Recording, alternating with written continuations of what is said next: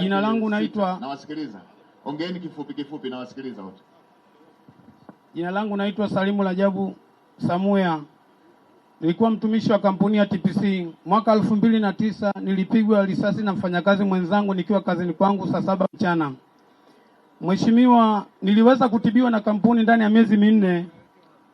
Alafu baada ya hapo wafanyakazi wa kampuni walituma, meneja wa kampuni alituma watu kwa ndugu zangu, wakaenda wakaomba ili swala tutalimaliza kwa sababu ni bahati mbaya imetokea. Mheshimiwa, wakampa dhamana yule bwana, mimi nikageuziwa kesi kwa sio mfanyakazi njambazi.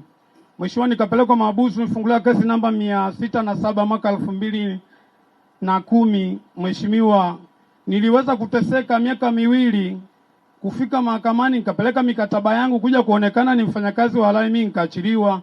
Kufuatia haki zangu mpaka idara ya kazi kule, ikatokea masala kwamba nilipwe haki zangu. Lakini Mheshimiwa Waziri Mkuu, kila mwezi wakawa wamekata shilingi 12,000. Watu watasiwa ambao au twiko kwa zamani walikuwa wanatutetea.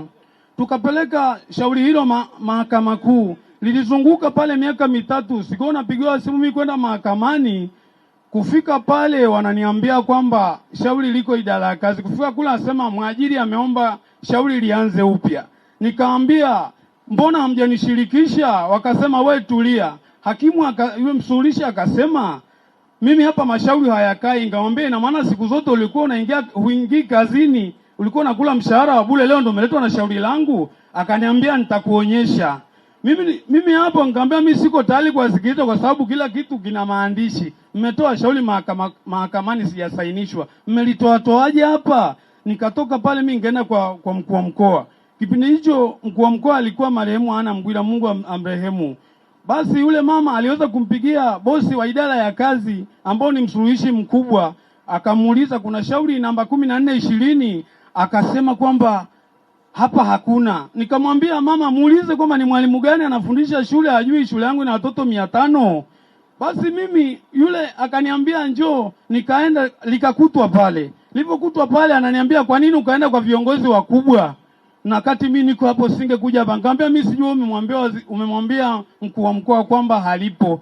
Kwa hiyo wewe utamjibu mkuu wa mkoa. Basi kuanzia hivyo mimi sasa mheshimiwa nikaa naenda nadai shauri langu mahakama kuu kwa sababu limetolewa kinyume. Mpaka hivyo mheshimiwa nimezunguka idara zote za mahakama ya mkoa mpaka TAKUKURU nimefika na ni vielezo vyangu wanavyo. Sijapata msaada na hali yangu si nzuri ya kiafya mheshimiwa. Nimepigwa risasi kifuani. Mheshimiwa na anaozofisha mambo pale kwa mkuu wa mkoa. Mwanasheria yuko wapi?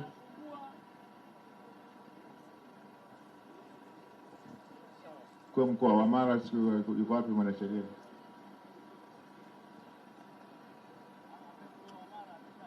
Alishahama. Haya, mwanasheria aliyepo ni yupi? Kisa wewe wilaya. Unalijua hilo jambo? Mheshimiwa Waziri Mkuu, hilo jambo silifahamu. Haya, hebu kaa na huyu ndugu akupe hizo taarifa zote hizo, anza kuifuatilia muda huu. Ita leo mchana, ita yule watu wa kutoka wale wanaohusika na hilo jambo. Amesema wapi? TPC? Hebu kaa pembeni, andikisha, ita mtu wa TPC mje muongee naye tunavyo jioni, mnipe taarifa hii. Haya, kifupi huyo. Mheshimiwa Waziri Mkuu, mimi la kwangu ni la kijamii. Hapa uliposimama ukiangalia kule mbele kuna mradi wa mpunga wa hekta 1,100. Lakini tunalima hekta 600 kwa ajili ya ukosefu wa maji. Nilikuwa nikuombe. Haya maji yalikuwa kero.